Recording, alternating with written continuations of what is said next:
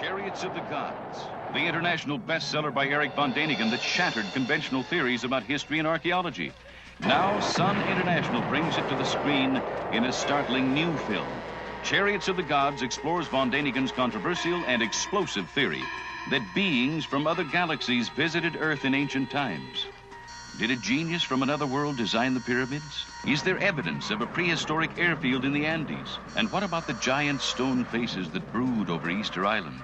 All over the Earth, the evidence is there. For an intriguing, fascinating, mind-opening experience, see Chariots of the Gods, rated G.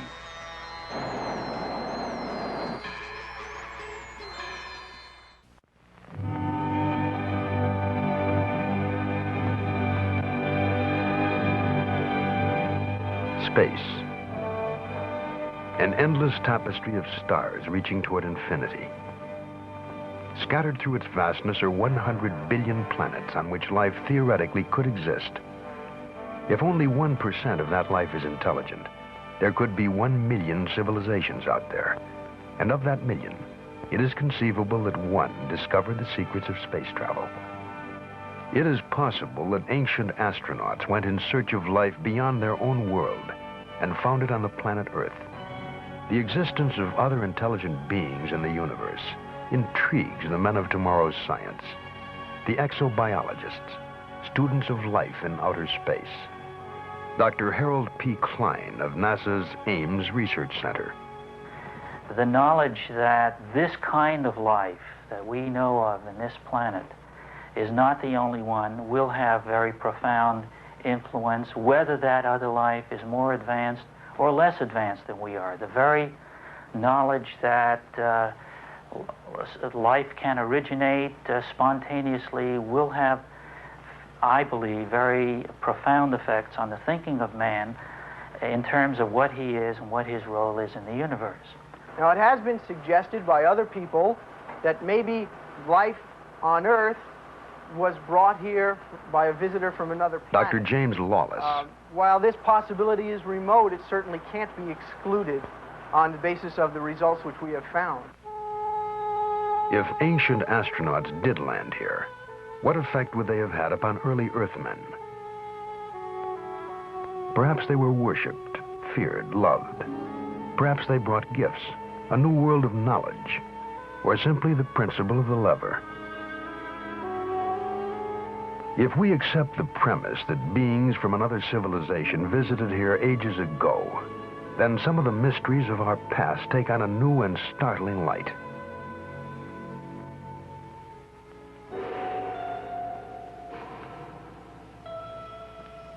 The Baghdad Museum in Iraq has on display a clay vase dating back before the birth of Christ. The vase is also a 2,000-year-old battery. A small copper tube is placed in the narrow neck, and a rod made of a metal alloy is inserted in the copper tube. When filled with hydrochloric acid, it produces an electric current. The vase was, it seems, a primitive galvanic cell battery.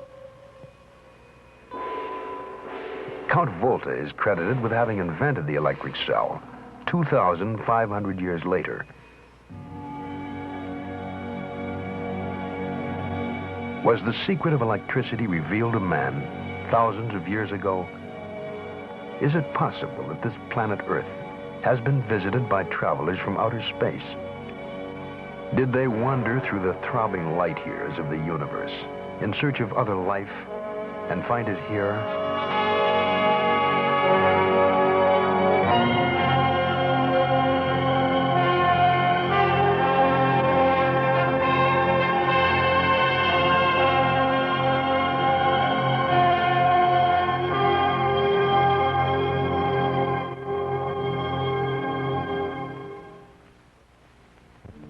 There are places on this planet where life exists almost unchanged since antiquity.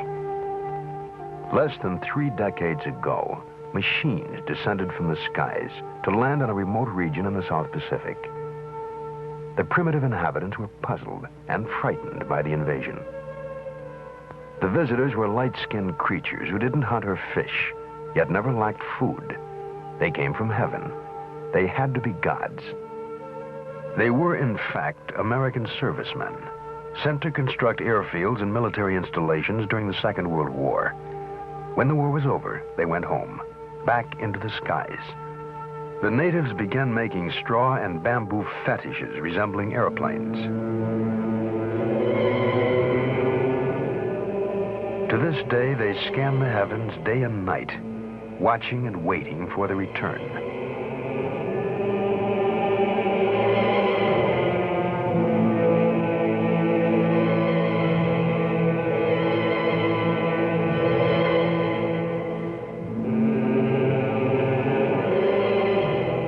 A new religion, a new cult was born from the encounter between a primitive people and visitors from a highly developed, technically superior society.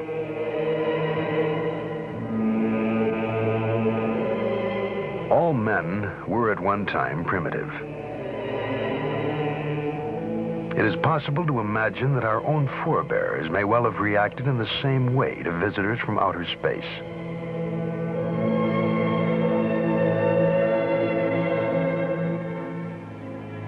The world is a storehouse, an archive of unexplained phenomena. Gigantic creations, in effigy of what? To appease or acclaim whom? Early stone carvers left silent records for their descendants, to tell us something, but not quite enough. Statues modeled after strange beings, statements to the scope of their awesome powers.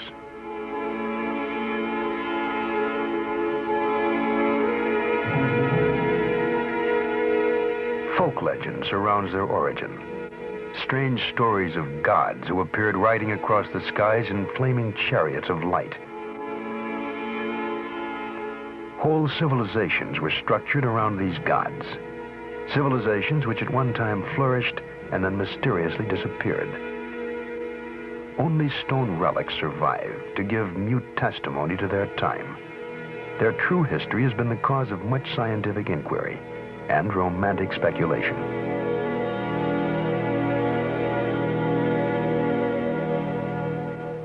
Erich von Däniken, a German professor possessed of the mind of a scientist and the imagination of a romantic, wrote a book called Chariots of the Gods. He stated that sometime in the distant past, man was visited by intelligent beings from outer space. What in olden times might have been heresy is today intriguing speculation. Von Däniken traveled to all corners of the world, gathering evidence in support of his theory. Or is it a theory? Judge for yourself. Istanbul, the city on the Golden Horn. Here stands the Palace of Topkapi. A curious set of maps are kept here, which were found in the Orient by the Turkish Admiral Piri Reis. The oldest of these maps dates back to approximately the 1st century AD. They are most likely copies of still earlier maps. As astronauts high above Cairo, we would view the Earth in the configuration seen on the old maps. The outlines of the modern maps are the same as the pattern visible on the Piri Reis charts. Another map in the collection shows a region which is still largely unexplored, the Antarctic. The existence of Antarctica as a continent was only established in the 19th century, and it wasn't even explored until 1911 by a Norwegian, Roald Amundsen. The map dates from 1532, a time when the techniques and basic equipment were unavailable to determine longitude. The question lingers. What was the source of information?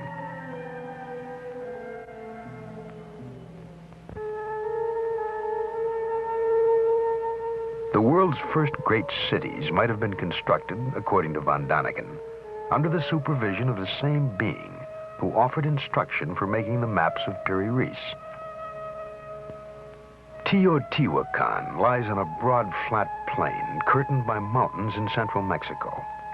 It was once the center of the highly advanced Aztec Empire. When the Spaniards arrived in the early 16th century, they found an established society of artisans and intellectuals. The name Teotihuacan means where the gods reside. And the city of the gods is dominated by the Pyramid of the Sun.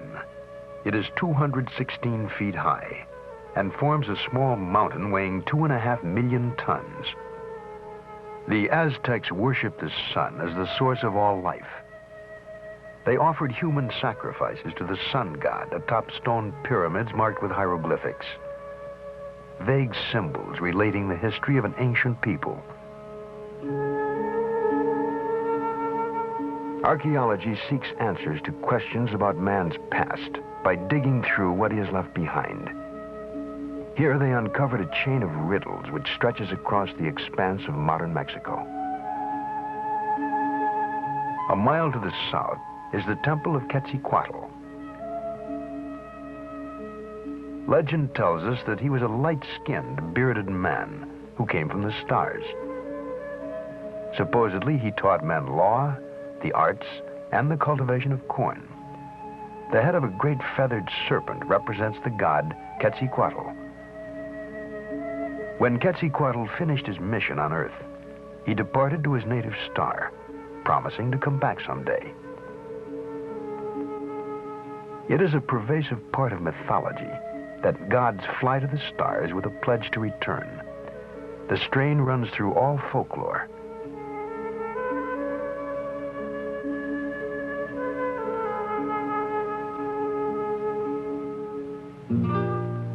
The ruins of the deserted city of Tula rest about 20 miles from Teotihuacan.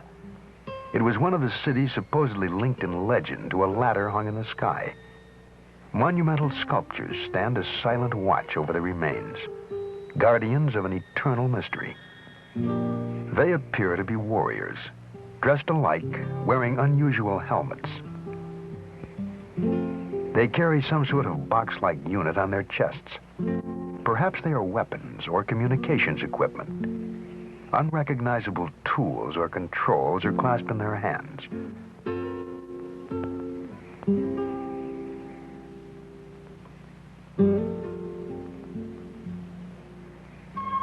The nearby sacred well of Cenote forms a perfectly round crater in the rock. It is unlikely that it could have been formed naturally or by human excavation. It does, however, resemble a crater made by the exhaust gases of a very powerful rocket engine. To the east of Cenote is the ancient Mayan city of Chichen Itza. About 600 AD, the entire Mayan population fled northward. There is no trace of war, plague, or famine to account for the move. Outstanding astronomers, Mayans calendared the year by constructing a central pyramid with 365 steps. They also developed a formula to predict eclipses without ever knowing about the revolution of the Earth, Moon, and Sun. There is no way of telling how they discovered these secrets, but von Daniken believes that some ancient astronaut may have told them of the solar system in which they lived.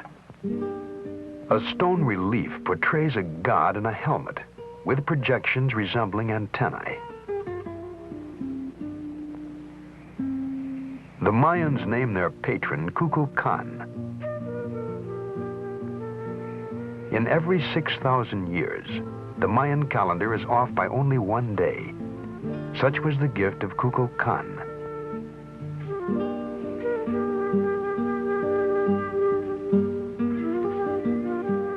Kukulkan supposedly came from the stars and returned to them, leaving the Mayans to build observatories to search the heavens for him.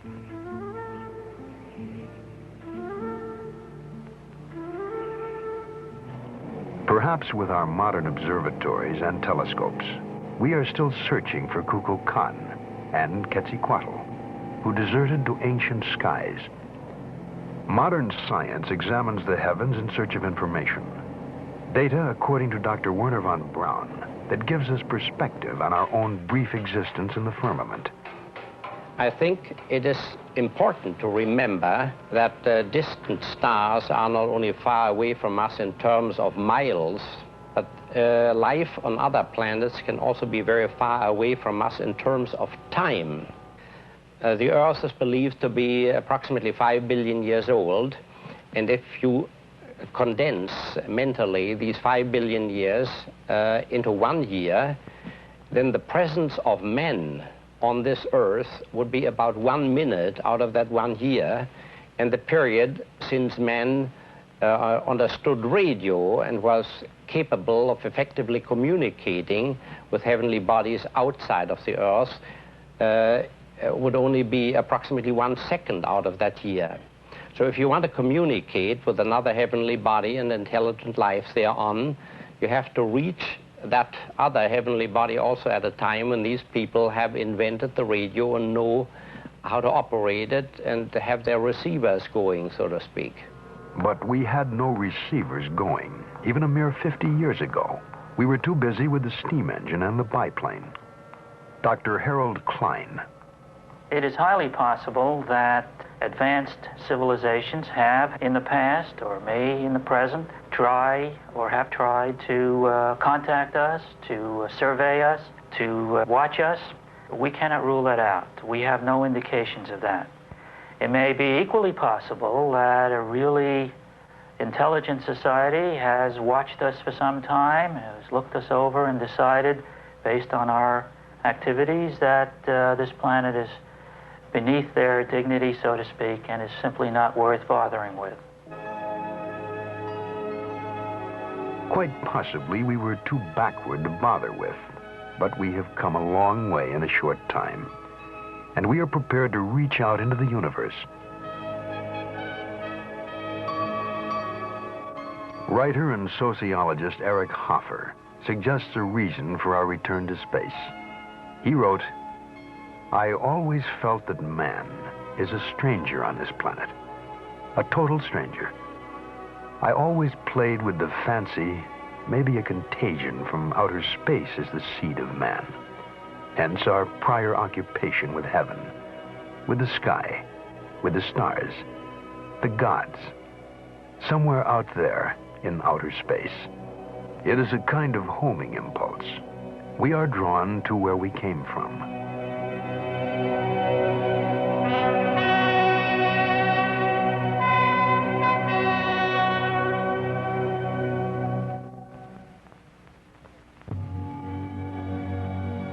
In the 7th decade of the 20th century, the landscape of the moon became familiar. Man went to the moon on his first mission in search of life. With him, he had to take his own life support system. He was encased in a portable environment, susceptible to deadly radiation. If space travelers from another planet were to visit Earth, they too might find the environment hostile, if not deadly. They too would have to travel as self-contained units. But whatever their basic forms, in appearance they may have resembled modern astronauts. On a rocky ledge in the Sahara Desert is a drawing estimated to have been painted there over 15,000 years ago. If not an astronaut, then what is this floating apparition?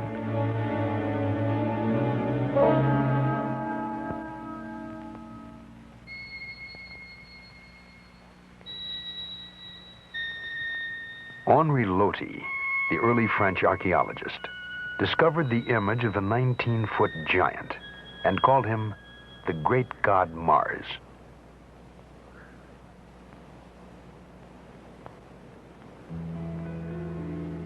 Across the Mediterranean, at Valcominica, near Brescia, Italy, rock paintings have tried to tell their story since before recorded time. They are portrayals of strange beings in bulky overalls. Their helmets seem to carry antennae. In their hands are clasped some manner of tool or weapon.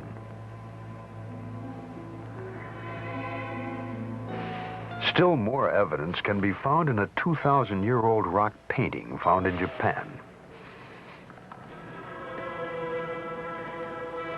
In the rough, rocky countryside of northwest Australia, there are scores of rock paintings which date back far in time. Drawings which are probably some of the earliest messages from prehistoric man. Sketches represent the activities of one Gina, a legendary goddess of the Milky Way. She too came from heaven to instruct the children of Earth. Von Daniken believes there were models, possibly even one model for all the deities found recorded in rock.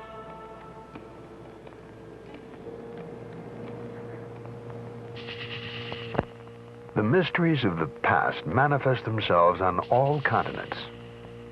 Within the depths of a temple in the ancient Mayan city of Palenque in Central America, Von Daniken came upon a stone relief of what is apparently a man seated in a capsule, watching something intently.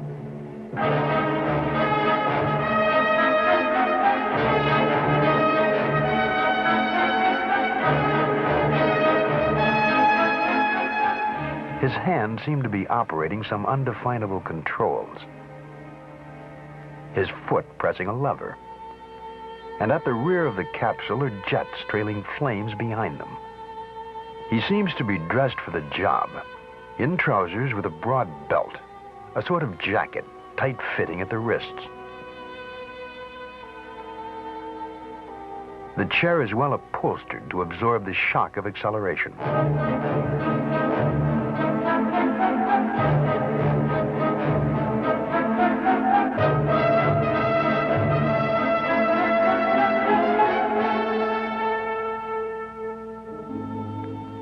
Mayan legend says that he represents their space-traveling god, Kukulkan, the winged god of Palenque.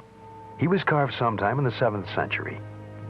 The possibility haunts us that this figure was the artist's rendering of the ancient astronauts who inspired the Mayan culture.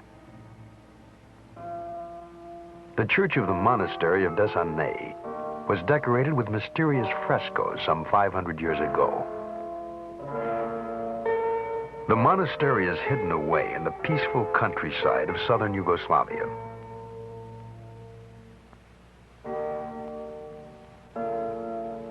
High above the chapel, almost out of sight, the fresco silently challenges our minds with its startling story.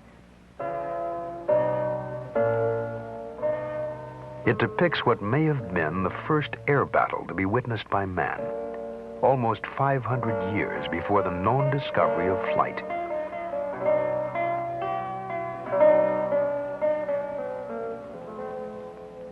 In the first capsule, a man is seated with his hand on some form of guidance mechanism. He appears to be racing across the sky in an attempt to escape from a pursuing ship. We can easily imagine jets at the rear of these aerodynamic forms. On the earth below them, people cower in fear as this air battle wages in the skies. If not an astronaut, then what reality might have inspired the frescoes of Desanay?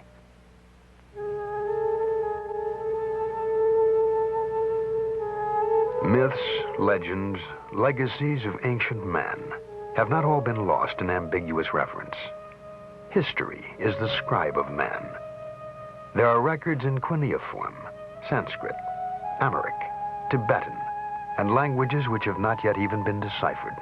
New texts are constantly being discovered. Some, like the Dead Sea Scrolls, are readily understandable to scholars. Translating other fragments of written history is laborious and time-consuming. Only a minute fraction of surviving texts have actually been transcribed.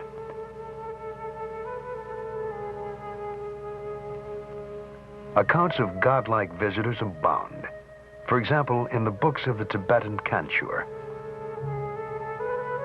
The Kanchur consists of over 1,000 volumes containing the holy texts of Lamaism. Their secret code is the most complex ever devised. To date, only 1/100th of the Kanchur has been deciphered. The resulting translations are full of references to gods appearing in the sky, of the luminous pearls and transparent spheres in which they lived. Once the books have been further deciphered, they may well yield much more information about mysterious space visitors.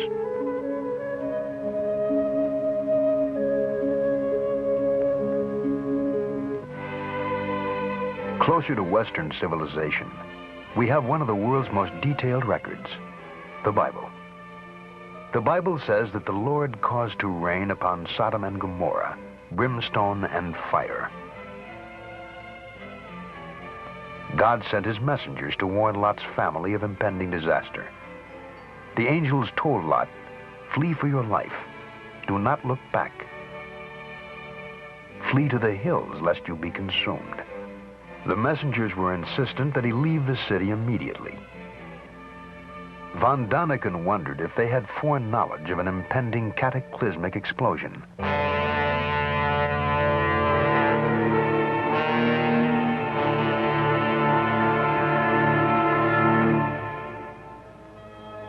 It appears certain that Sodom and Gomorrah were leveled, laid waste at a single stroke.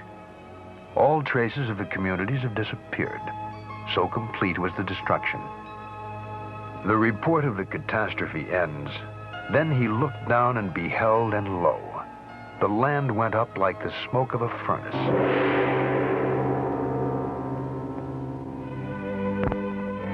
Mount Horeb in the Sinai Range rises more than 6,500 feet above sea level.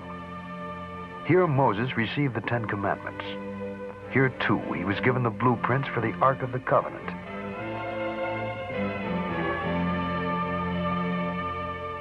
In chapter 25 of the second book of Moses, directions are given for the construction of the Holy Tabernacle. "And they shall make an ark of acacia wood, and you shall overlay it with pure gold within and without shall you overlay it. And you shall make upon it a molding of gold round about."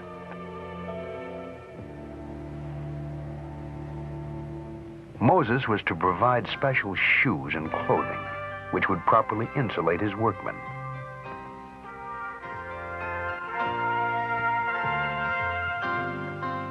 Moses was warned that no one should come near the structure. It represented a mortal danger. And though Moses would hear a voice from the covering plate, no figure could be seen. If we were to build a replica of the ark today, according to Moses' instructions, we would have a condenser charged with several hundred volts. Could the gold sheath have been a form of loudspeaker, a two-way radio, reproducing a voice from afar? It is part of the Von Daniken theory, a romantic's explanation of biblical text based on imagination and wonder.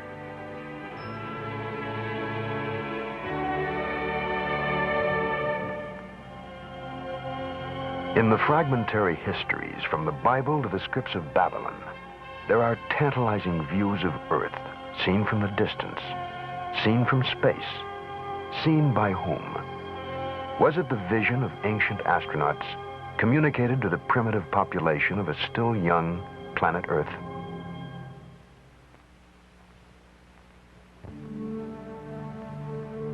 If we were to land on a strange planet, we would probably avoid its magnetically disruptive poles. If travelers from outer space were to land here, a likely location, almost on the equator, would be Egypt.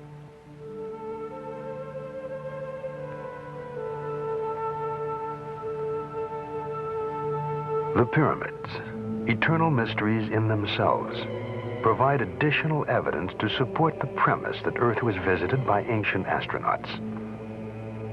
The Great Pyramid rises to a height of 477 feet. 2,300,000 stone blocks, each a crushing 2.5 tons, each perfectly fitting, climbed toward the sky. The stones were transported from the Macadam Mountains on the far side of the Nile. 20,000 workmen, hauling 10 blocks a day, would need 640 years, more than 30 generations, to build one pyramid.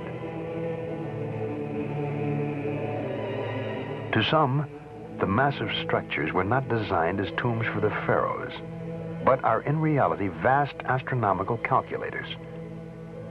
Passageways, for example, from the interior, point directly at the North Star, the way back to the heavens.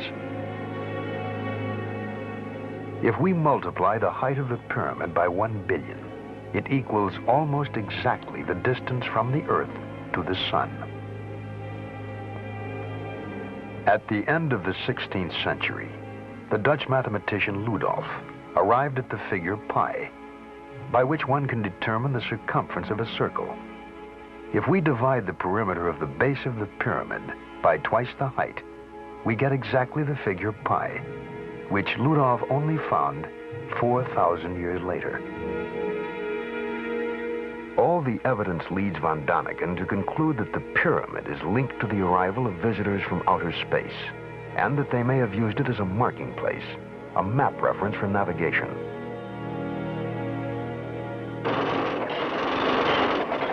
When modern Egypt chose to construct the Aswan Dam, there stood one obstacle.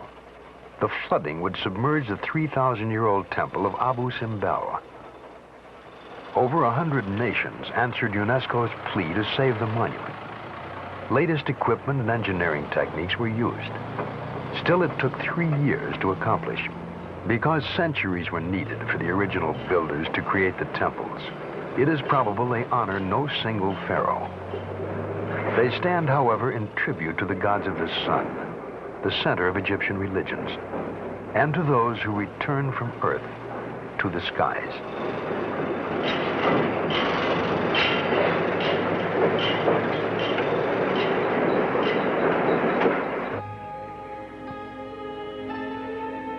The Salisbury Plain lies along the Wales border.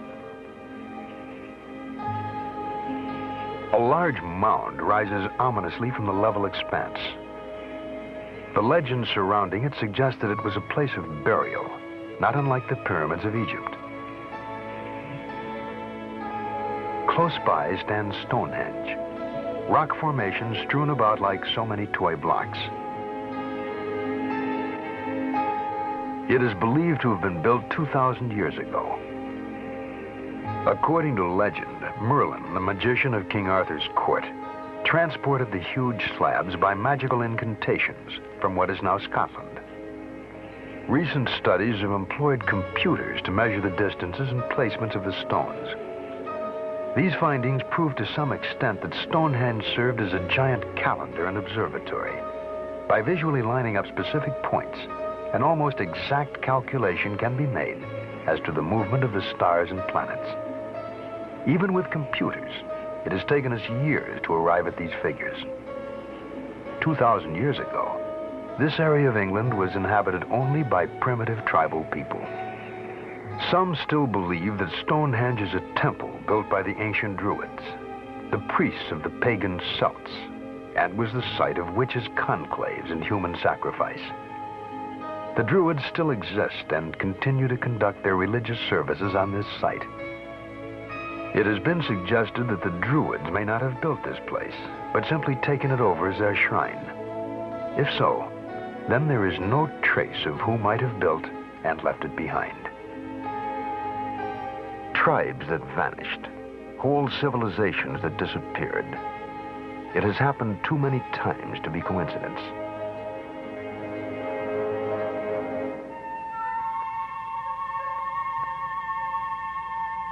Guarding the headwaters of the Amazon River are the ruins of Machu Picchu, an outpost of Peruvian Inca society. Some archaeologists suggest that the Incas found they could not extend their empire into the treacherous Amazon jungle. And so, here they stopped, and here they died. There is a curious folk legend surrounding the origin of this fortress. It is said to have been built by a divine race of light-skinned, auburn-haired descendants of the god Viracochus, who arrived in a flaming chariot. Nothing remains of these supposed people, but the legend goes on to say that they abandoned their citadel and returned to the skies. They left only the ruins of their mountaintop city for us to wonder at.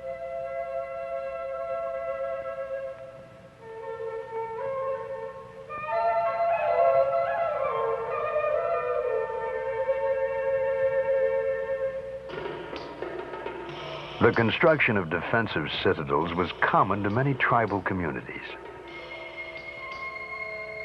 On the African continent and the bushlands of southern Rhodesia are the ruins of Simbabwe, meaning the heart of the lion. It is constructed of brick-shaped granite rocks, all exactly alike as if produced in a factory. 20,000 tons of identical building stones. They were laid to a height of over 30 feet to form walls which have stood for thousands of years. What masons trimmed and piled these stones with such astonishing perfection? Were they the ancestors of bushmen whose straw huts surround the ruins, or members of a visiting group of master builders? The mystery carried Von Daniken back to the Valley of the Kings in Egypt near Luxor. The valley was another royal burial ground of the pharaohs, the god kings. Not pyramids of stone, but a small mountain range converted to the use of the dead. The entrances were hidden, little more than windows into the rock, with steep stairs and winding passageways leading to the tomb of the 9-year-old pharaoh god, Tutankhamun. The crypt is hollowed directly out of stone, and incredibly intricate murals decorate the walls and ceilings. Archaeologists have carefully studied the markings and meanings, but Von Daniken points out one interesting fact. They could not have been painted by firelight. The ceilings show no trace of soot, and so no torches or oil lamps were used. What then was the light source? Markings found in this and other tombs are portraits of the god Osiris. Osiris played an important role in Egyptian religious belief. After giving knowledge to the world, he left the earth and exists in the heavens. Each dead pharaoh, the kings of earth, joined the spirit of Osiris in the heavens. Their mummified remains were prepared for the journey.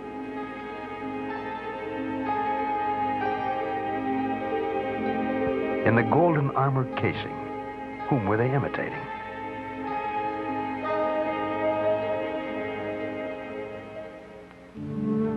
Outside the cave crypt stand the remains of the ancient mortuary, the temple of Amenhotep III. Here the Egyptian priests preserve the remains of their rulers.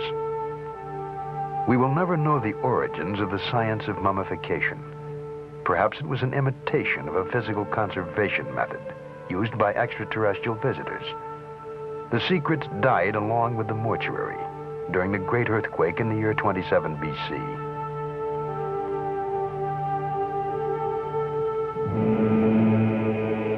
Some distance away, guarding the entrance to this temple of the dead, rests the Memnon Colossi, 2,000 years old, 52 feet high, each weighing over 1,000 tons. It is difficult for us to imagine them being moved from the distant quarries by manpower alone. And so the sentinels of the temple evoke images of a time when the activity inside was directed by godlike visitors who came as masters to earth.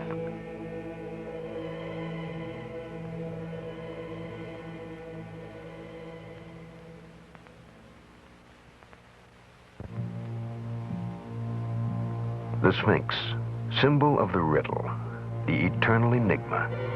The head of a man, the body of a lion. This fierce stone creature faces the rising sun, the flaming chariot of the Egyptian gods. It is meant to protect the sunship when it lands to carry the pharaohs back to the heavens. Secrets in stone abound throughout the world. Easter Island, Isle of 1,000 mysteries, minute, lost in the watery expanse of the South Pacific, 3,000 miles off the coast of Chile. The inhabitants call their island Mata Ki Tirani, which means eyes looking up to heaven. The neighboring atoll is called the Island of the Bird People, creatures with human bodies and the heads of birds.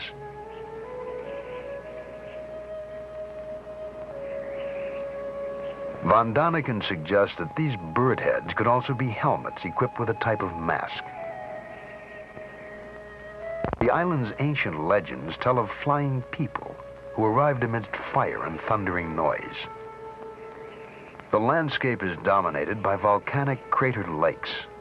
Today, about 2,000 people live here. There were never more than 4,000 natives at any time. Of the total population, 70% were women, children, or the elderly. The majority of able-bodied men was needed for the production of food. Thus, the number of workmen was so small that it would have been impossible for them to create the more than 600 gigantic stone figures found everywhere on the island.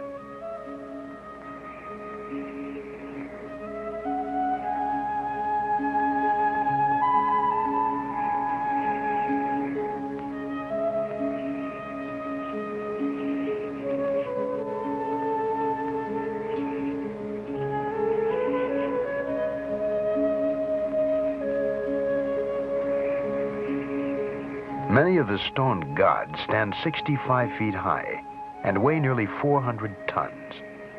Most of the sculptures are but partly exposed. Only excavation reveals their true size.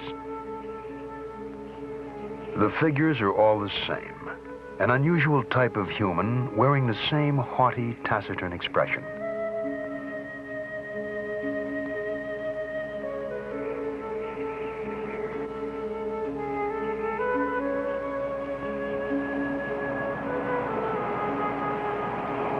One statue, unearthed by explorer Thor Heyerdahl, suggests man's role.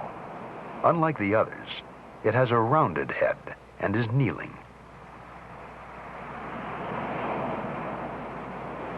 The workshop at the volcanic crater, Ranorara-Ku, has stone so hard that repeated hammering with a stone chisel hardly scratches it. The colossi carved here were removed to distances as much as 12 miles from this location. There was no army of slaves for labor, no wood for rollers, nor the slightest traces to suggest that the sculptures were dragged across the island. And so they lie here, mute, eyes looking up to heaven.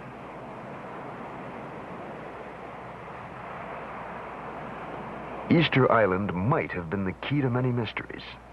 When it was first discovered, a group of wooden tablets covered with hieroglyphics were found.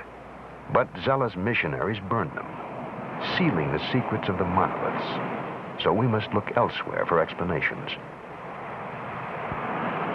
The legends of Easter Island claim that the stone giants moved themselves with the help of mana, a mysterious force which only 2 priests could invoke, and that one day the priest disappeared, and so did the mana. What was mana? Von Daniken wondered if there were strangers from other planets possessed of extraordinary powers. Did they have the ability to defy the laws of gravity? To this day, Easter Island exerts an unusually strong magnetism. The report of a French expedition in 1964 ends as follows. Since there are inexplicable magnetic forces and unusual geological phenomena on Easter Island, one cannot exclude the possibility of extraterrestrial contacts.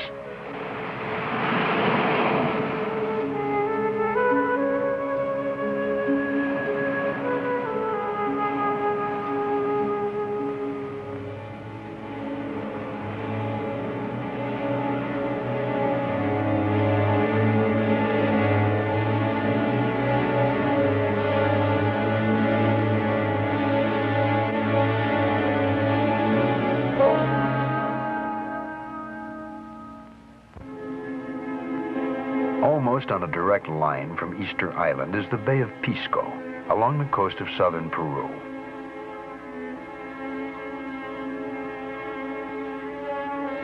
From the ground, there is what appear to be a meaningless set of lines.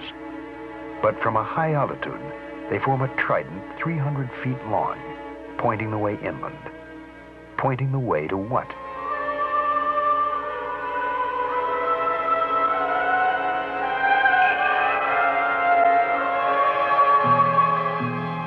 Across the scorched and rocky terrain are spread the remains of deserted ancient cities. An entire civilization, now vanished, once flourished around the mysterious plain of Nazca. Lines running toward us, away. Lines which mean nothing from the ground. Long furrows cut into the iron-rich parched soil, cut there at least 2,000 years ago.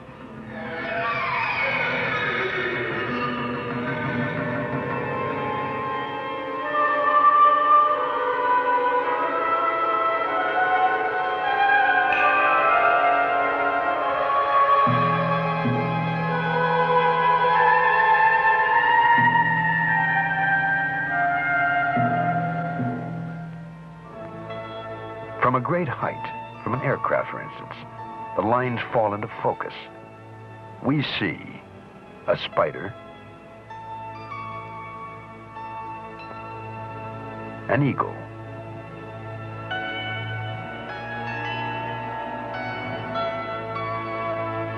a peacock, and a hummingbird, none of which can be recognized from the ground. And there is no observation point, no mountain nearby overlooking the plain. The giant drawings must have been directed by someone hovering high above.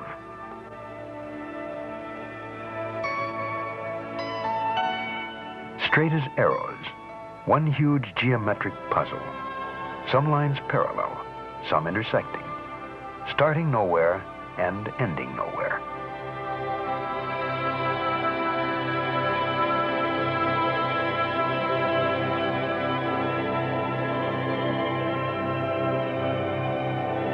The conclusion reached by von Daniken is that the lines represent a landing field. The plain of Nazca is a gigantic abandoned airport.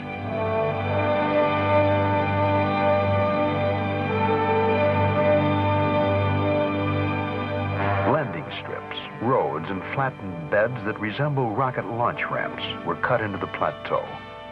In a radius of 1,000 miles, enduring archaeological mysteries abound. And the question arises, was this the center, the base camp of an ancient astronaut colony?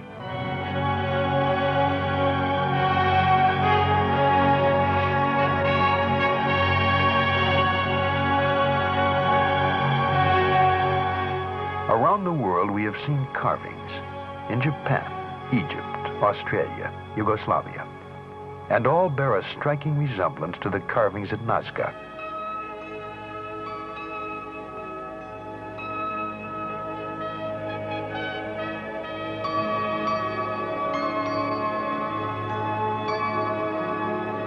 Was Earth visited by creatures, astronauts from another planet?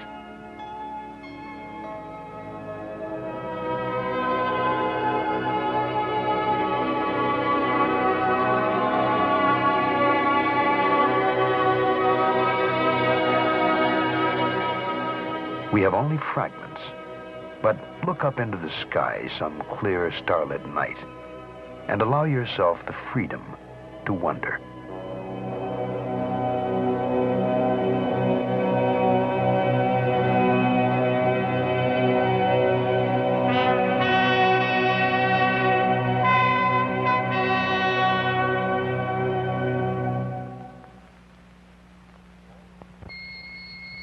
All around the globe, giant radio telescopes are scanning the stars for signals. Some are even sending signals, not to anyone in particular, but to anyone who may be able to hear them.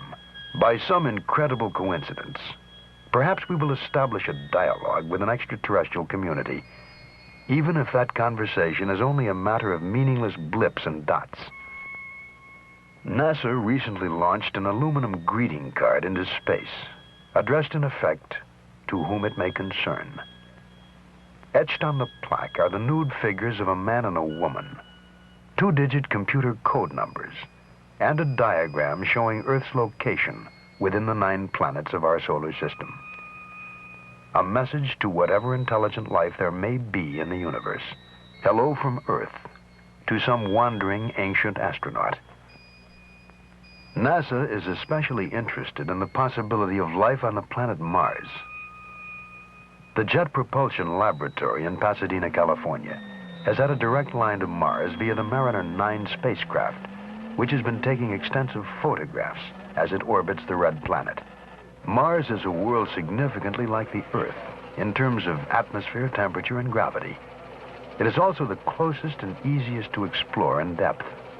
To date, no recognizable life has been detected. But the same was true of previous Mars missions. The last time photographs were taken, scientists agreed that there was definitely no life on Mars. However, the smallest area the spacecraft's camera could focus on was 3 miles wide.